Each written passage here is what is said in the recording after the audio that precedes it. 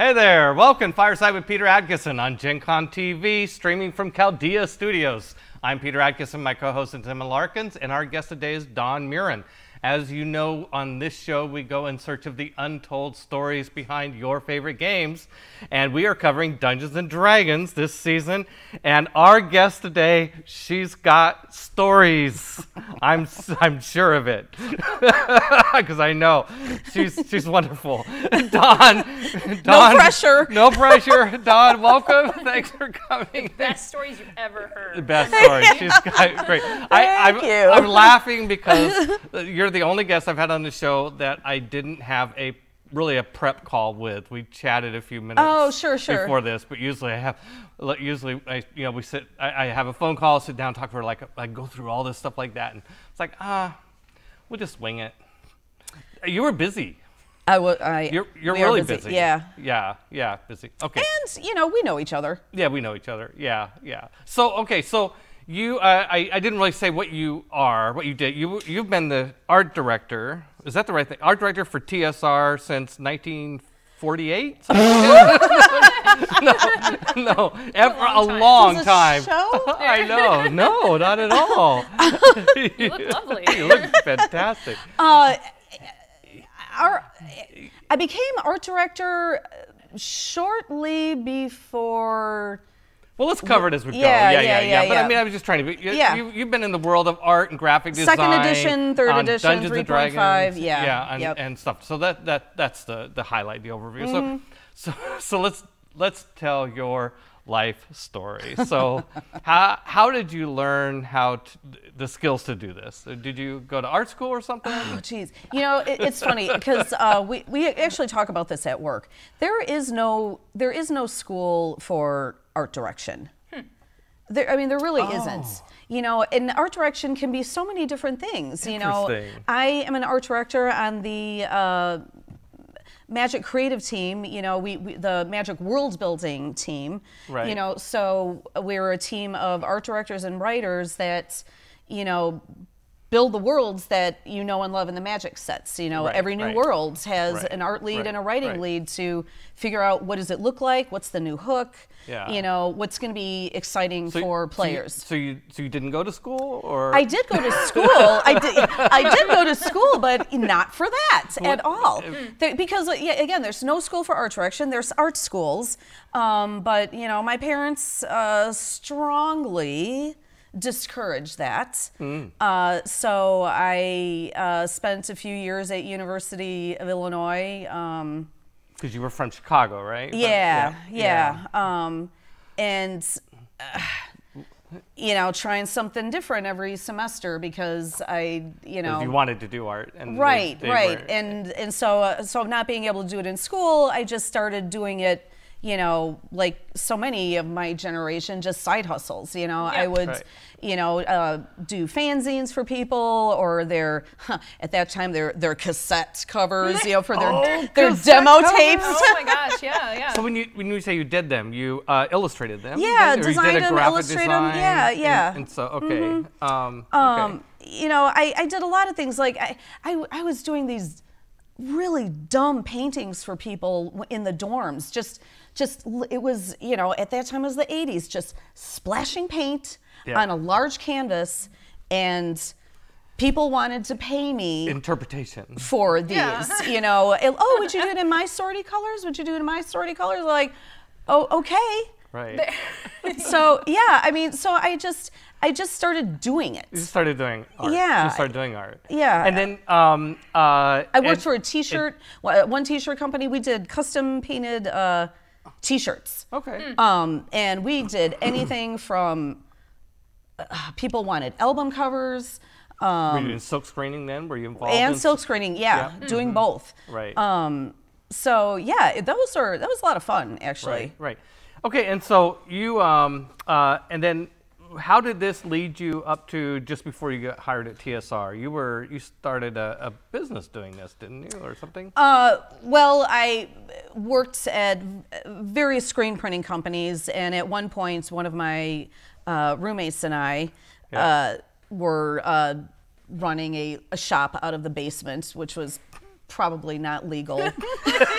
What kind of shop was it? I thought, I thought we were doing graphic design. Just for like, building codes, because we lived in this really old zoning farmhouse. restrictions. We got Don't this worry about that. Big belt printer. Wow. Yeah, we had a big ass belt printer in the. Oops, there's a swear. This big ass belt printer down there, with like a socket. Right. So it wasn't super safe. The basement would flood and. A few deaths were involved. Not that I know of. So I was, had been doing that on my own as well, and was considering maybe taking that a little more seriously. And then I ended up getting a job at TSR because they needed, at that time in the early 90s, publishing was transitioning from, everything was on a board. Okay, so slow down here a little bit a second. So in terms of how did the opportunity to work at TSR come along? How did this? I mean, it sounds like a story. You didn't. I mean, I always like to hear how people get hired at game companies because it's usually not. Well, there was a job posting. I sent in my resume. No, rarely the story. No, there was no internet back then. Right. Right.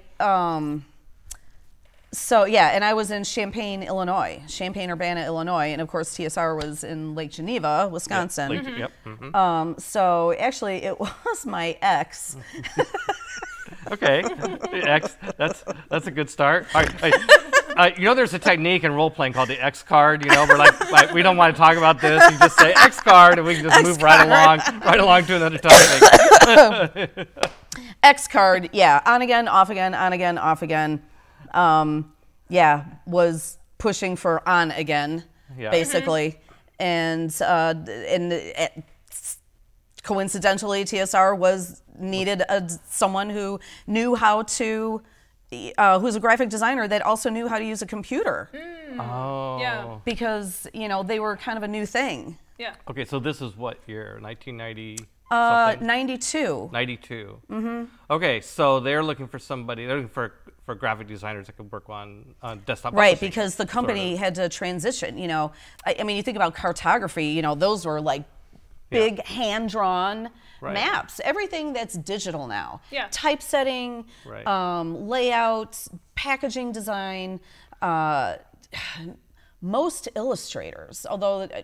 Todd, obviously there's still people that work traditionally, but fewer and fewer, although now they know they can sell their paintings, so now people want to Todd paint Lockwood again. Was explaining this to us last week. He said, like the pendulum. I've gone back to oil painting because I can sell the originals. Like, Yep. Awesome. It's interesting, because, Todd was, we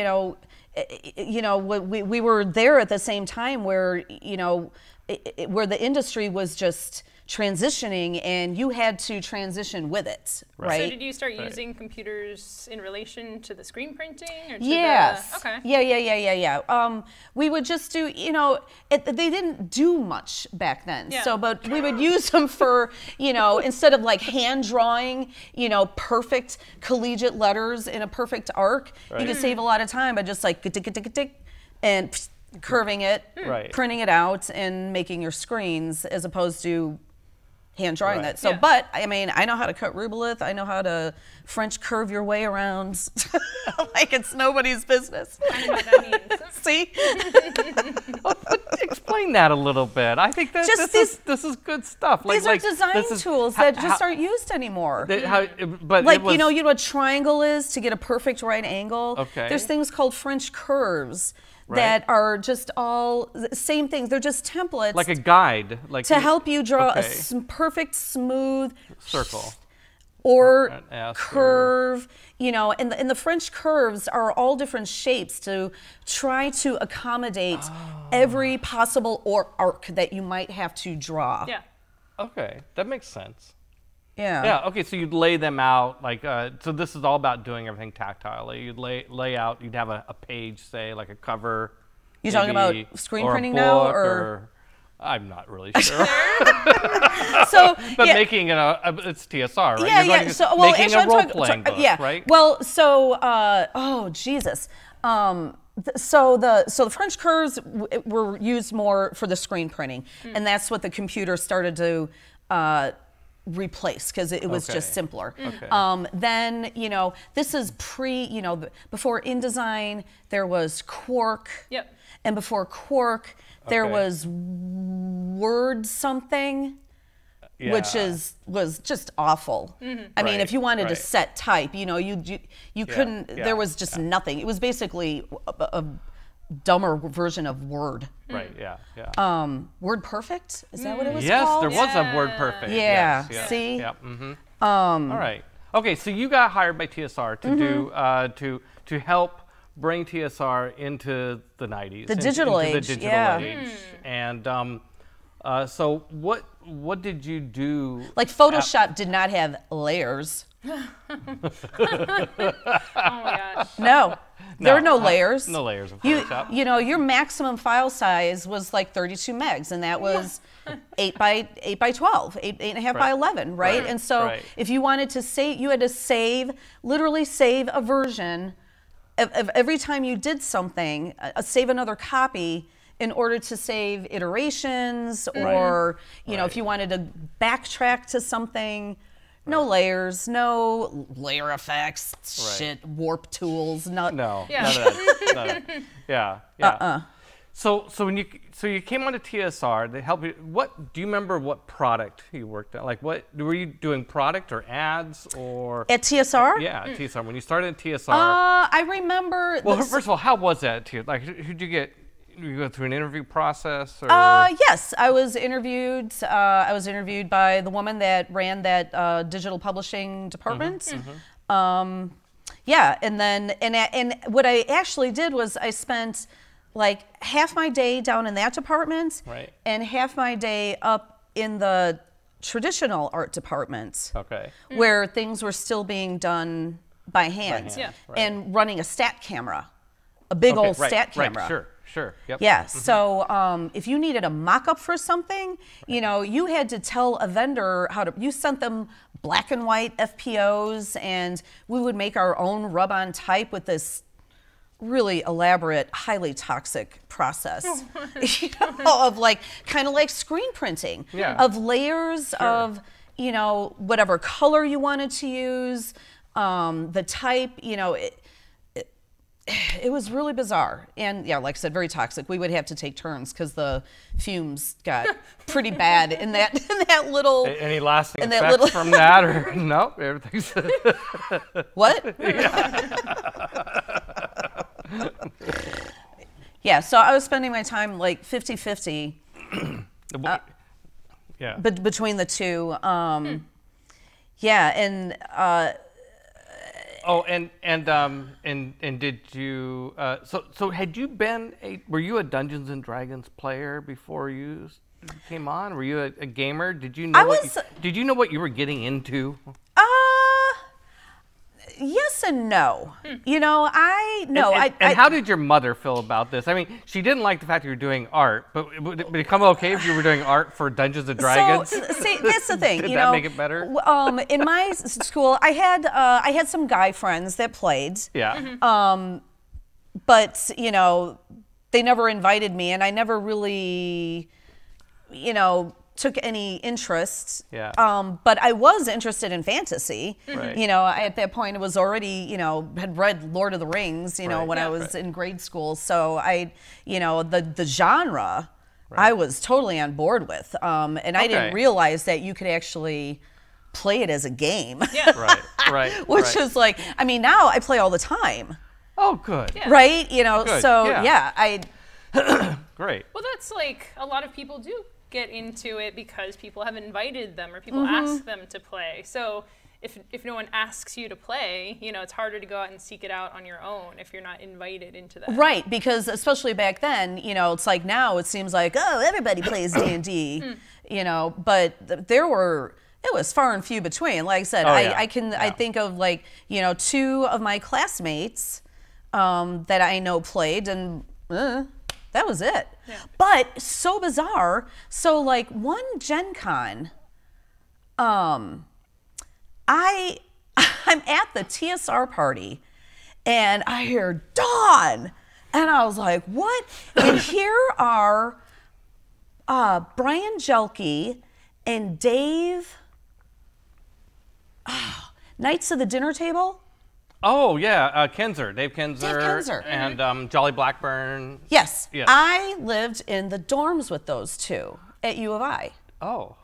I knew Brian and Dave from the university. Now, when I went to a dorm school, they had the boys and girls in separate. Yes. There. Yeah. But there was a lot of crossover and partying going on. Okay. Yeah, they had drilled a hole in the wall of the closet. Yeah? And so they could run a beer tap through. So the keg was on the other side of the wall. Okay. we could tell stories. I used to run a casino out of my dorm room. See? Right. Friday night at midnight. It was blackjack and poker. See? Yeah. So I made money because my parents were poor. I didn't have enough money, so I had to make my own money. Brian, Illegally. He had a slip. Put a slip and slide. I remember in the dorm, like just flooded the hallway with soap suds. Yeah. Wow. So I partied with these guys in college. Like would go see shows or whatever. Right. And then everyone just sort of drifts away. Yeah. And then, of all the places. Of all the times to just like run into in the gaming, and we both end up in the gaming industry because Brian was like he was in nuclear engineering. Okay. And I was just like, I don't know what I'm doing, but for us to like end up in the same place at the same time was just bizarre. Okay, so in this period, sort of the midnight, like do you remember any products you worked on that maybe somebody watching this would identify with? Like any campaign setting? Planescape. Oh, so you worked on Planescape. Yeah. Nice. Yeah. Yeah. That was special. Dawn? Did you work with? That would have been Dana. Dana Knudsen. Yes. Tony Dieter-Litzy, Rob Ruppel. Oh, right. Okay, I got that mixed up with. Dee Barnett was also graphic designer. Zeb Cook. Yes. And Colin McComb.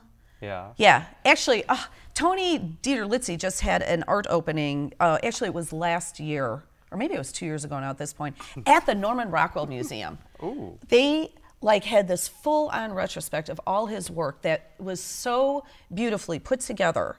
Wow. Everything he had done for TSR, for Magic, as a kid. Right. It was just, his stuff he's doing now, Wandala, the Jimmy Zhang Wow, everything. And so it was cool because it was almost like a little mini TSR reunion. Right. At there, because Colin was there, and Zeb was there, and Dana and I were Cook, there. who designed, second edition and D&D, and it was it was awesome. So when you were working on these products, because you were hired on as a graphic designer with using computers, were you doing graphic design for the most part to start out with, or? When I was upstairs, it was more graphic design in the stat camera. When I was downstairs with the digital stuff, it was really just kind of learning Photoshop and file management, because this was all new stuff at that time. Yeah. Right. So digital production type stuff. Yes. And layouts. Yes, exactly. Because the typesetting was done on CompuGraphic machines. Like you had to tell them if you wanted text to wrap around an illustration, you didn't just like set your bounding box and right? You had to specify, I want the first line to be 16 pikas, because you're measuring it. You're literally measuring it. The second line to be 18 pikas. The third line to be 29 pikas. It was very different. It's very elaborate layout too, right? Because you are wrapping text around graphics and positioning the graphics. And well, and that's why, at the time, layouts weren't so elaborate because it was easier just to go flush left, right margins, straight columns. To do that, the typesetters were like, really? So now there's just tools to, do those types of things a lot easier. So how did you move from that into art direction? Kind of when did that happen? Because I know when you and I met, and where this segment of the story is going, when we meet in 1997, you're you're the art director. You're in charge. I was one of the art directors. Well, one of the art directors. Yeah, so I knew right away though that you're the one that was in charge. To be honest, Lorraine fired the former owner of the company. The former owner of TSR. Right. Fired the 3 existing art directors. Okay. And so myself and Paul Hanchett were suddenly promoted. Now, was this right before the acquisition, or like in '97 or '96? 96, yeah. I'm sort of vaguely. I've been told that there were certainly a number of layoffs and terminations. Kind of before Wizards got into the. Yes. Got involved. There had been a few rounds actually. Yeah. But yeah, she. Okay, so all 3 of them at the same time, and so Paul and I were suddenly promoted. So yeah, I mean, learning on the fly, man. Yeah. Right. So you had been doing graphic design and the computer stuff, and then all of a sudden, you and Paul are running all the graphic design and art department, which means that you're having to commission art from artists, and you hadn't done that before. Correct. Okay. So what was that like? Do you remember like an initial? Did you call up somebody like, I don't know, Larry Elmore or somebody and say, I'm your new art director, tell me what to do? Well, so it was a little different back then because TSR had an art buyer. An art buyer? Okay. Right. I had no idea. Yeah, Peggy Cooper. So there was a graphic design department. The name. Okay. There's a graphic design department, and then the editors of the whatever RPG release, they kind of were the ones writing art descriptions. Okay, the editor, that would be like maybe a Skip Williams or Rich Baker Zeb. or Zeb Cook, somebody like that. Okay. But Peggy, they would tell Peggy what they wanted, right, and then she would just hire somebody to do it. Right. And you also had artists on staff. And we had artists on staff. I mean, several really famous artists on staff. You had Jeff Easley. I had Jeff Easley and Brom. Rob Ruppel. Dana Knudsen. Yes. Paul Jakeways. Tony Sudlow. Fred Fields. Yes. Clyde Caldwell. Yeah. And cartographers, Rob Lazzaretti. Diesel LaForce. Yes. Dave Sutherland, rest in peace. Dennis Koth, rest in peace. Yes. Who am I missing? Yeah. Well, that's so you had so you would go and talk. So the art direction. Oh, and Todd. We eventually hired Todd. Todd Lockwood. How can I forget Todd? Yes, of course. Right. So you had all these artists in house, and you had Peggy to go out and bring in art from the outside, and well, at least you were in good company. At least you had great artists to work with. Yes. Yeah. Yeah. I mean, yeah. I mean, I think it's safe to say by the mid '90s, the art, the depth, the bench strength of TSR in terms of art was second to none in the industry, right? Correct. I mean, absolutely. Nobody we could had do art like TSR could. All heavy hitters on staff. So when anything I was commissioning was the interior illustrations. Right. Right. Okay. But all our covers were done by staff. Yeah. RK Post came on staff. Larry had already left by that point. So what? And Keith had left by that point. Do you remember any sort of like? I mean, who did you really like? Who was your favorite? Honestly, we used to have a lot of fun. I mean, we really did. Yeah. It was, we kind of refer to it as the golden years. We just we all worked together, and then hung out together. Just like all the time. Now, I mean, part of that might have been because we were in Lake Geneva and kind of in the middle of nowhere. Limited options for. But I mean, we played cards. We had a lot of fun. We had several assassin games. Yeah. Oh, wow. That were. Yeah. That we had played. We thoroughly enjoyed each other's company, and it was a very special time. I've had it described to me, there's a lot of, certainly TSR executive management has been criticized over the years for that, in that period, and also for getting the company into financial trouble. And, but that the rank and file, the staff was really tight. Very deep relationships. Yeah. That it was a good place to work in a lot of senses. It was a great place to work. It was a great place to work. A group of us drove down to New Orleans one year for Mardi Gras. Right. Wow. Yeah, just for the weekend. Long weekend, road trip. Yeah. Wow. Yeah. That was fun. Right. It's a long drive. That was Diesel. Diesel was in that party. Diesel and I also, with a couple other friends, road tripped out to the Black Hills. Yeah. One year, which was a lot of fun. So now, as you know, we're broadcasting a show on Gen Con TV, and Gen Con was a big part of TSR back before we used to run it. Broken up. I know you. In the those company days, shut down. Tell us about that. Like, the company shut down, and everybody went to Milwaukee, and you did something. Right. What did you do? What was your job I worked at in the Gen art Con? show. Well, of course. Yeah. Okay. Yeah. Bag check. Worked in the art show with Diesel. Who's still, by the way, Who's still running the art show. Art show. Yeah, exactly. Yes.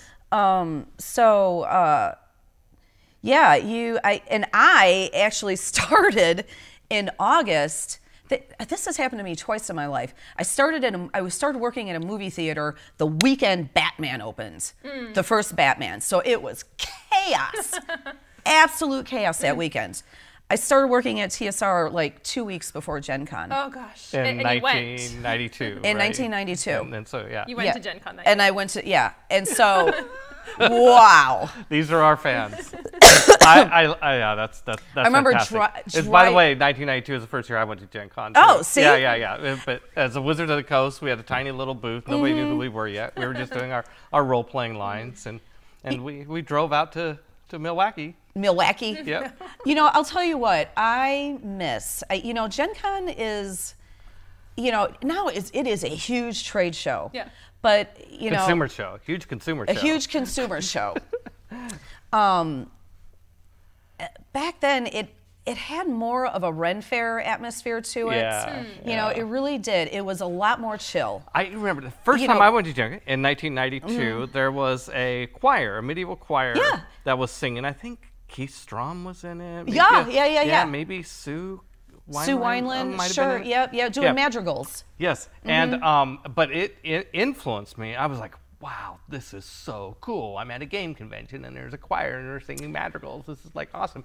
So yeah, when we they would hire minstrels. We still have minstrels to just walk around and play music. We still do that at Gen Con. We have minstrels. We have choir. We have people do music. Yeah. It's just a show so big that you got to go. It's just so big. Like yeah. hurdy-gurdy. I've seen hurdy-gurdies there. There you go. Yeah. We have the Pirates of... It's gotten so big. Yeah. Which is amazing. Yeah. Okay, so let's go to... Okay. Anything you want to say about those days when things got tough and the company got in trouble and then it was weird times. Like I said, Paul and I were just suddenly art directors, and artists weren't getting paid because the company was in financial straits. Right. And another thing different than from now, I used to talk on the phone with every single one of my artists. All of them. Yeah. Even if they were in the UK. Right.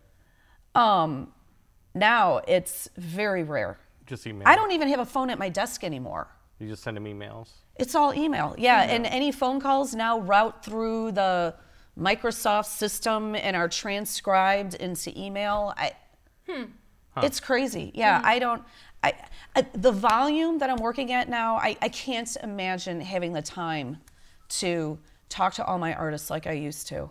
Right. Used to call them up. And so, here's someone who's like, I've never art directed before. And like, where's my money? Well, so there was that. Yeah. We were the first line of defense. Right. Yeah. So, Oh, some very angry. Yeah, sure. Angry people. Yeah.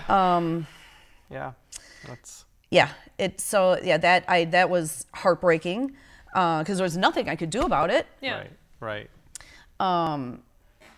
It was weird. I mean, we had no idea what was going to happen to the company. Right. Yeah. I started, looking for other jobs, like in Madison and Milwaukee and Chicago. I just started started looking, and then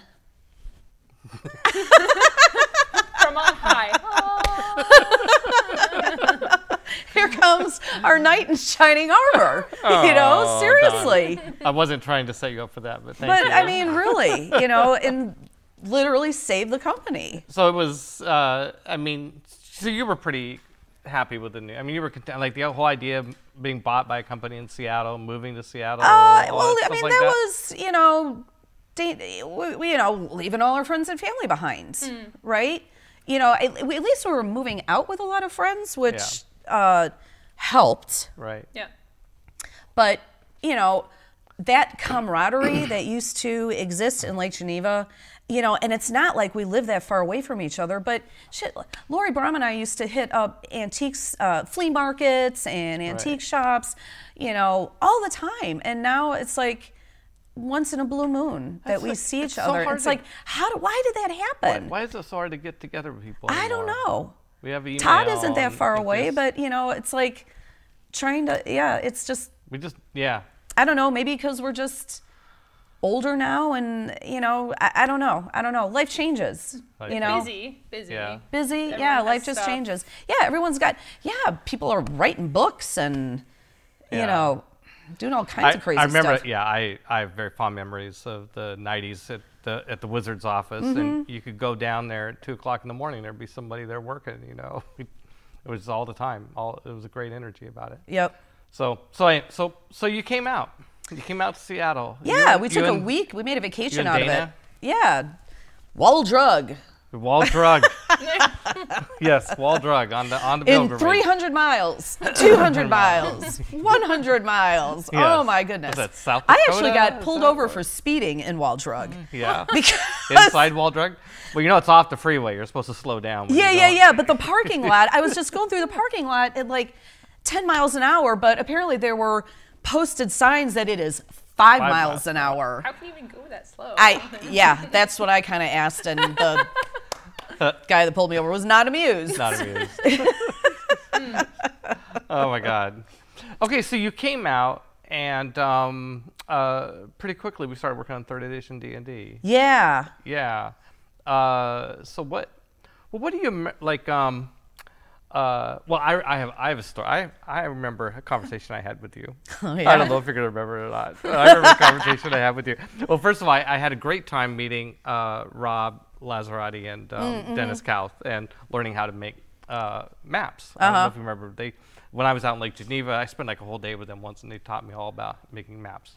And so I got really excited to love making maps, so I made my own D&D map. And they were a lot better than the maps I'd made before. Before that. I was going to say, I'm sure yours was adorable. Well, I came and showed one of the maps to you. And I said, "Hey, Dawn, look at the map I made."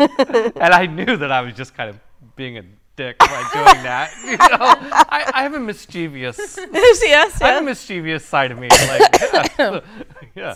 It's like, are you going to use that for anything? What do you think of my map? I told you that Rob and Dennis had taught me a bunch of stuff, and you looked at it, and I could just see the wheels turning. Like, how do I phrase this? And you looked at me and said, "Well, we've published maps worse than this."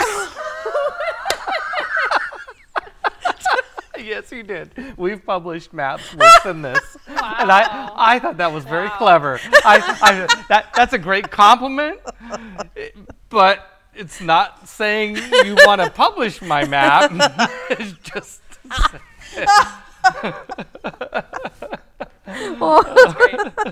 I've been waiting to tell that. You don't remember that moment? No, I do not. Oh my God. And you still hired me. You were already hired. I knew I I knew I could tease you with that. Do you remember any stories of moving to Seattle or moving into the office, like meeting people that you end up working, like Richard Garfield or, something? I really did not interact with Richard because when I was one of the last people to come. That's right. We weren't sure about you. Well, no, because all those files. Yeah. Tom Wannerstrands came to Lake Geneva. Right. And he and and I were... were... The artists were the last ones to come out. Yeah, and he and I were... Dana came out months before I did to work on C23. Okay. We wouldn't... Yeah, okay. That was a trading card game. Yeah. I was... I mean, I was like, what was the name of that? So Tom and I were like going through all the files, trying to establish what stage of production were they in. Did they, have the files already been sent to the vendor? Were they already prepped? Are they ready to go? And then making a priority list of like, what's going to print and what isn't, because Kinahan had been holding the files hostage. Right. So Kinahan, in case you missed a previous episode with Ryan Dancy, went into some depth on this about how they were your printer and warehouser, right? And they had all the proofs that were they would print. They were the ones that printing the games. Yeah, to print. And so printing the modules. One of the challenges that TSR had was that when they had a debt to Kinahan that they couldn't pay, they couldn't just take the proofs, take the color separations and go to a different printer because the printer had them. The printer had them. And wouldn't release them. Yeah, so there were several months that we were making products and sending it to the vendor and nothing was happening with it. Oof. Yeah. And it's not like nowadays where everything is in Dropbox and you can do it. You can just go to Washington and do it. It's like you have to be there with the computer. Well, but we owed them money. Yes. So that is why they were holding the files hostage. Yep. So you came out. Let's go to 3rd edition D&D. What? Because I know that you led that whole effort. Wow, that was a huge undertaking. It was just time, for D&D to get a facelift. And at that time too, video games were starting to become what I felt was becoming one of our clunk. Yeah, if you take that microphone and just shake it a little bit, it's fine. Don't worry about it. Yeah. Scratch. Yeah. But you say a facelift, because what I felt was becoming our biggest competitor at the time was video games, and video games were looking really slick. Right. And D&D was starting to look a little, just a little dated. Yeah, sure. It needed some new life breathed. Yes. Breathed into it. Breathed into it. Yes. Dawn, we want you to breathe some new life. Breathe some new life into this. Yes. So not everybody agreed with that. And I'm very thankful that I had Todd and Sam in my corner on that, because I'm not sure it would have happened. What's sort of the nature of what that disagreement was? Like what's the counter argument to doing that? Like, because that's what people knew, because it was familiar, because it's just the way it's always been, and why should we change it? My argument was, we are in the realm of fantasy, so why does everything need to look so perfectly, referenced from historical, medieval, real world tropes and designs? Why, it should be, elevated beyond that into the fantastical. Right. And, Can you think of any piece of art from back, Todd and I, I'll help you out this way. Maybe. Todd and I were talking about this, and I mentioned that it really hit me when I saw the character design for Lita, the halfling rogue. And like a lot of art from prior generation, which by the way I love a lot of the. Don't get me wrong. I'm not knocking anything that's come before. But if it was, we wouldn't be here. Right. It was wonderful, beautiful art. Yeah. But it was kind of idealized in a sense. Yeah. So you'd see an adventurer. Yeah. And its adventurer has their sword or their staff. But what about the backpack and all the Thinking about all the stuff, and I remember seeing Lida, and she's got all these thieves' tools. She's got these pouches, and she's like all like ready to really, A wizard would also have a lot of pouches for all their little spell components versus a sorcerer that doesn't need spells components and super high charisma, so they can be a little more flamboyant maybe in their costuming and, charismatic, right? Yeah. Right. That was probably the closest thing to a concept push, really, because Todd was also working out, new sort of anatomical studies for dragon anatomy. Oh, that's an amazing sentence. Yeah. Anatomical dragon. Yeah. He was clear to Todd. Todd loves dragons. Yeah, he loves dragons. Yeah. I mean, that they're just so, that's just like one of the best things to come out of 3rd edition. And just, given the armor designs, to be honest, Planescape already sort of ventured into that world a little bit. It was just like, whoa. Planescape had way out of nowhere, some wonderful edgy stuff. Completely it had that different. Deep sort of style and. But Zeb said to Dana and Rob, "I want it to be spiky, bumpy." Spiky and bumpy. Spiky, bumpy, and that. Brilliant, really. And that's brilliant. I mean, you could say something like that to artists. It sounds. I mean, it might sound kind of dorky to us, but to artists, they're going like, "Oh, spiky and bumpy, okay," and you're going to get all this crazy stuff, right? And everybody just ran with it, Laz, the all the cartography, was just a little grittier and, more contemporary in design, instead of like the old parchment. So it already was exploring those edges of, how far can we push this? Where people are still going to be okay with it. And people love Planescape. Planescape is awesome. Yeah, it really is. It's just it holds up. It's so cool. Yeah. I recently saw a woman doing cosplay of the Lady of Pain, and it was awesome. Yes. It was absolutely awesome. So 3rd edition, was kind of like probably the closest thing D&D had ever had to a concept push.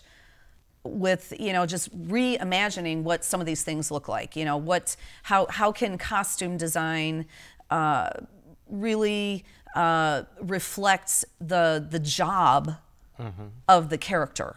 Right, and the covers, like instead of fine art, it was a graphic design on the covers of all the core books. Right, and talk about old tone though, but I don't know. I just kind of was in that. It was a trompe l'oeil thing, that was kind of. Popular back then. At least I thought it worked well. It was a bold decision, and I thought it was pretty cool.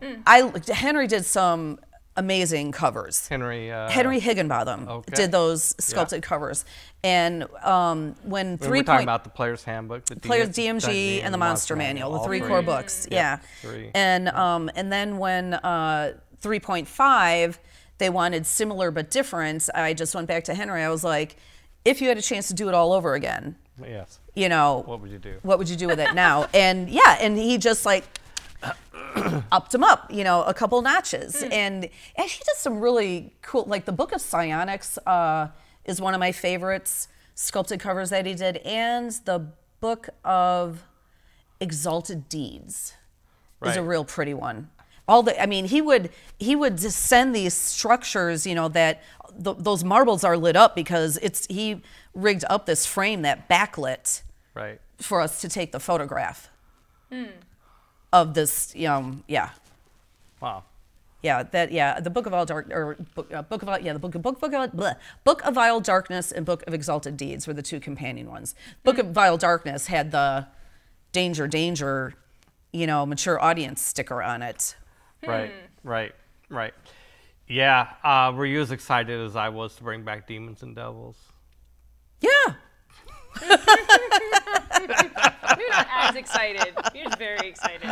I was very excited about that. Yeah, I mean, it's like, again, but the pendulum swings. For a while, D&D was, devil worship game. And honestly, I'm like, if I could open this player's handbook and just cast any of these spells, do you think I would just be working some job, living, what do you think? You think I'd be driving to work and not riding my own dragon? Yeah. It's like, what? You think I would make a flaming sphere on top of you right now? I was one of those kids who was told I couldn't play Dungeons and Dragons at school anymore, right? See? It was banned from campus. Because of me, it got banned from the school. And I got called in and was talking, and the counselor was explaining to me and my friend Larry how this was demon worship. And there was one kid who cast a spell and he disappeared. And my friend goes, yeah, well, it's invisibility. It's a second level spell. Oh my gosh. Oh. I mean, we just, yeah. But the kid that got, died in the steam tunnels. Yeah, it turned out it never happened. He just went away for the weekend. He came back, but that didn't make news. Yeah. So, yeah. Yeah. So internally, you're saying that there was some pushback here. When the 3rd edition hit the market and the players saw it, what was the general reaction to the changes? I think people liked it. I did some of the feedback that stands out is from women who were grateful to see, Tony's tiefling was super curvy. Instead of these constant waif-like high-heeled shoes, no, there's no way you're lifting that broadsword, right? Just trying to bring a sense of realism into it. So, the monk, she was ripped. Nice. Nice and tight. Yeah. And just trying to explore some different body types. I will say, Tony's tiefling, I remember there were some nasty comments too, like, since when we start putting fat chicks, it's like, really? The trolls. Yeah. The trolls got a troll. I know, trolls. It's like, whatever. Yeah. Whatever. Yeah. So that was, that kind of feedback was particularly poignant. I could tell you, you're playing it down. The art was a big hit. 3rd edition art was great. It was fantastic. It was a big hit. I like it. People loved it. Yeah, well, you're being modest. You can't say, but I can tell you, I was in the front lines. I was out playing D&D with everybody and talking on the internets with people, and everybody loved it. It was we did a good job with the art, and again, like you said, we're all big fans of the earlier art too, for sure, absolutely. Right. Yeah, lots of wonderful art. But I think we did something. Everything evolves. I think. Whereas D&D now looks different than 3rd edition. Yeah. Sure. And in another 10 years, it's even, everything evolves. Yeah. It just it has to. But you, Dawn, you did a fantastic job. Well, thank you. Well, you did.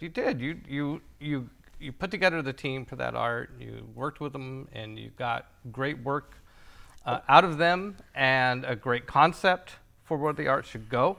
You didn't get any help from me on it.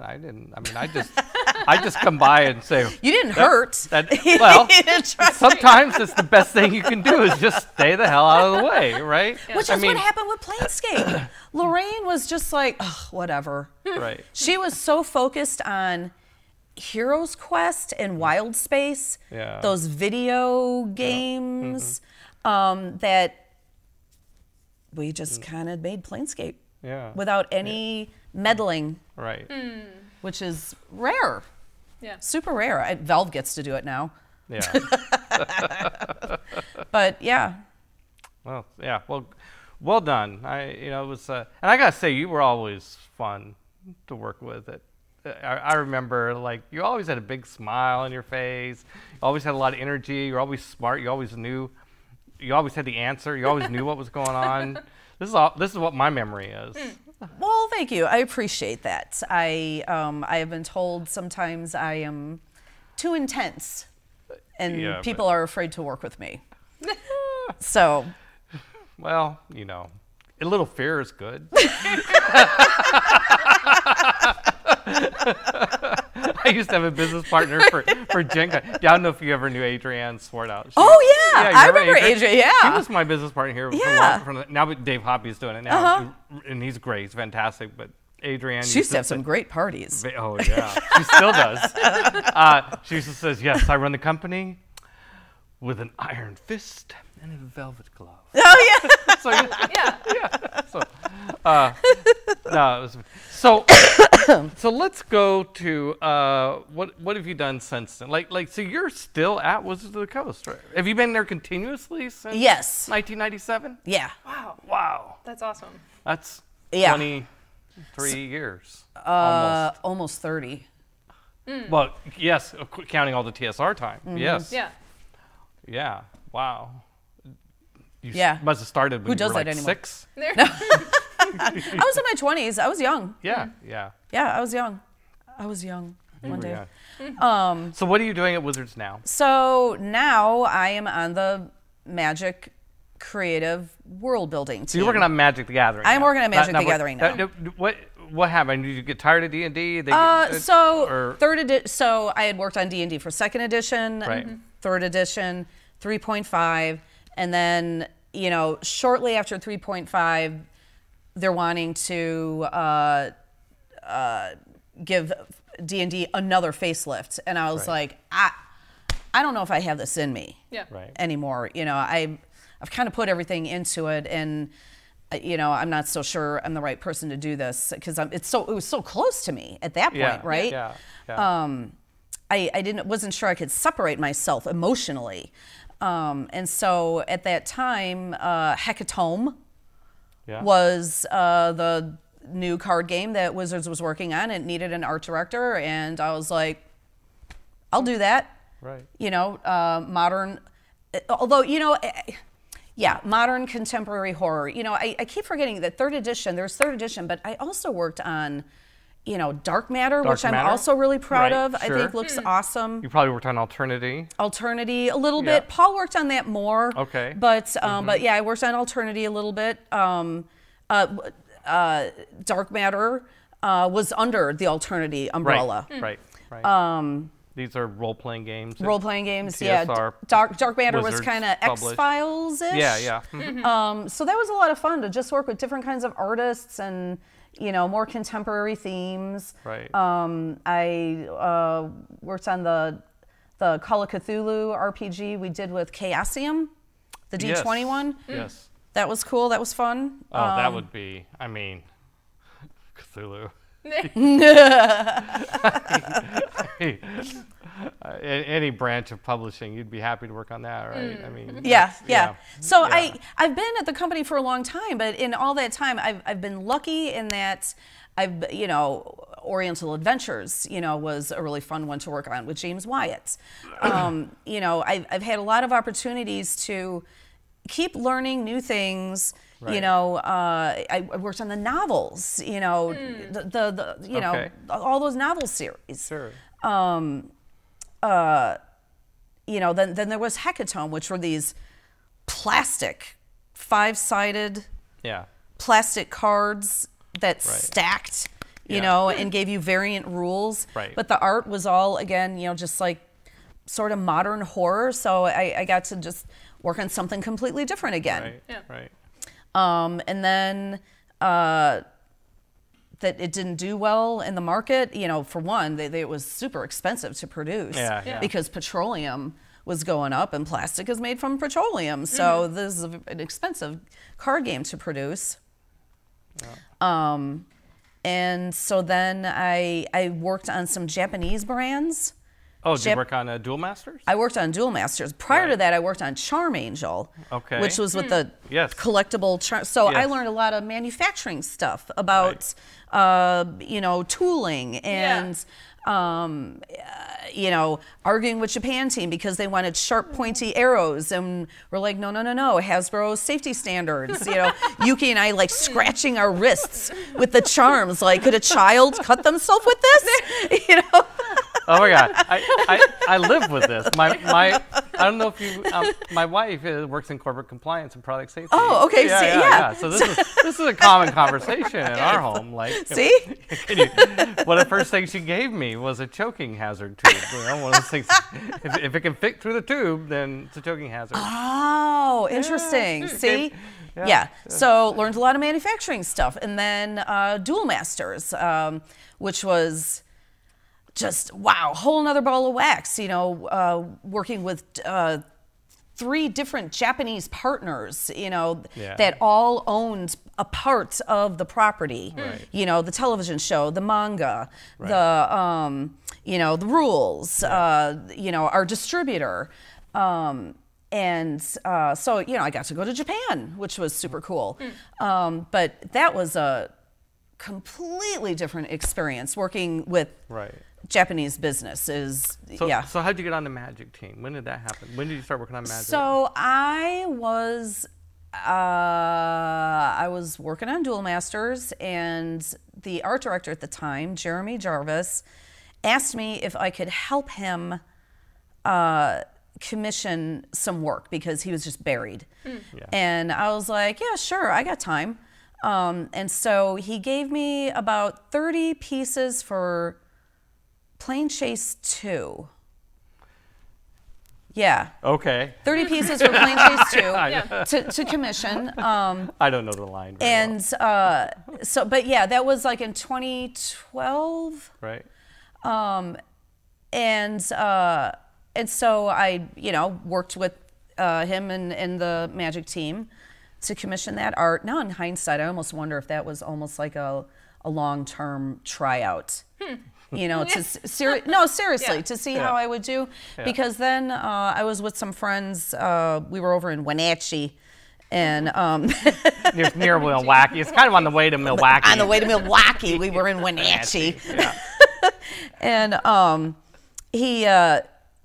Jeremy called me and asked me if I was interested in working on the Magic team, and I was like, well, I'm like, let me think about this, you know, because, you know, there's there were challenges. Yeah. So yeah, I thought about it. Actually, I went to. This is so dumb. Good. We love it when the story starts off this way. Well, it's just weird. It's just one of those weird like things. Perfect. So Seattle Center, you know, all the buildings around Seattle Center, like, will oftentimes have different like art shows in them. You know, over like by the what is it? There's like where KXP used to be. So we were walking through one of those buildings where there was just, you know, some local art exhibit, and there was a table that just had a bunch of tarot cards, like face down, and it said pick one, you know, and so I did. I picked one, and it was the Magician. And so I was like, okay. So you took the job. It kind of it tipped the scales a little. Yeah. Nice. Good. Love it. Good. So that's what you're doing now. You're on the Magic. You're on the Magic team. So yeah, we're almost out of time. So tell what's that like? What do you do on the Magic team? Oh wow. So being one of the art directors, we commission all of the beautiful artwork you see on the cards. Yeah. And we're the visual leads when it comes time to design a new world. Right. So yeah, last the Return to Theros, I was the lead on that one, and we introduced the Underworlds this time, and the Minotaur City, you know, to give something new for the fans from last Theros.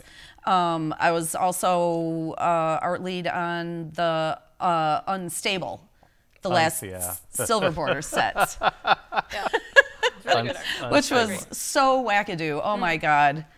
Yeah, that was so wackadoo. Like the split cards. Yeah, and the contraptions. But I had already done that in Duel Masters because Japan teams always wanted to do something crazy. And so we had already done like connector cards that pieced together to make one big card.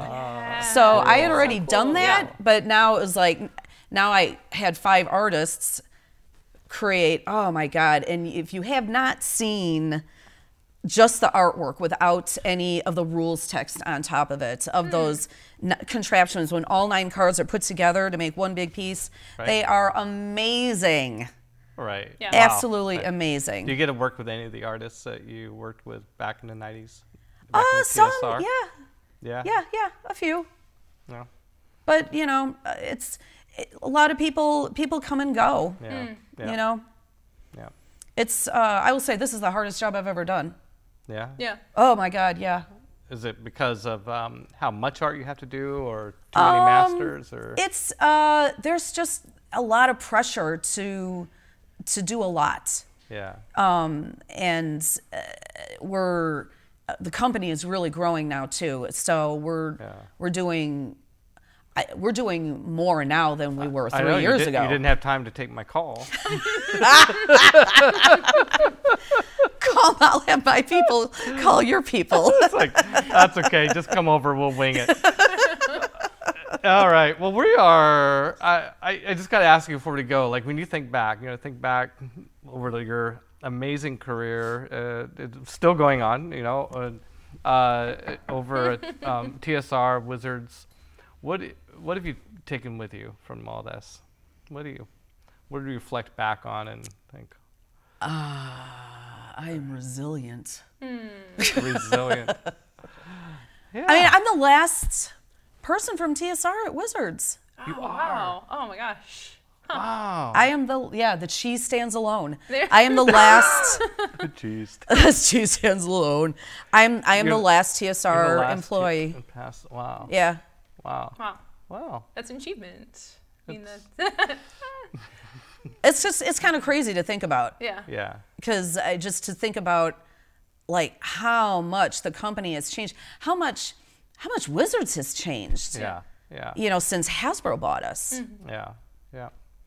Yeah. Well, thanks for making time for us. Thanks for having me. Thank you. This was super fun. Yeah. It's so fun. It's so fun to see you and catch up and just hear how your life's going and hear more about your life that I never knew. Right? We just. Yeah, we didn't really get to talk at Rich's thing. It was all work back in those days. Yeah. And everything like that. So that was great. I was really looking forward to this. And great. This was really, really fun. So awesome. There you go. Well, so thank you for being on Fireside with Peter Adkison. Thanks also to my co-host, Emma Larkins, and Marcus Mays, who's been back there doing our technical director and studio manager. Lauren Bond is our streaming manager, and Derek Gooder is our producer. And thank you for watching Gen Con TV and watching Fireside. We have a bunch of other shows between now and next time we're back. We have tonight at 6:30 p.m., I believe, is the Westgate Irregulars, which are authors playing D&D. That's cool, yeah. Friday, we have Table Takes at 11 a.m.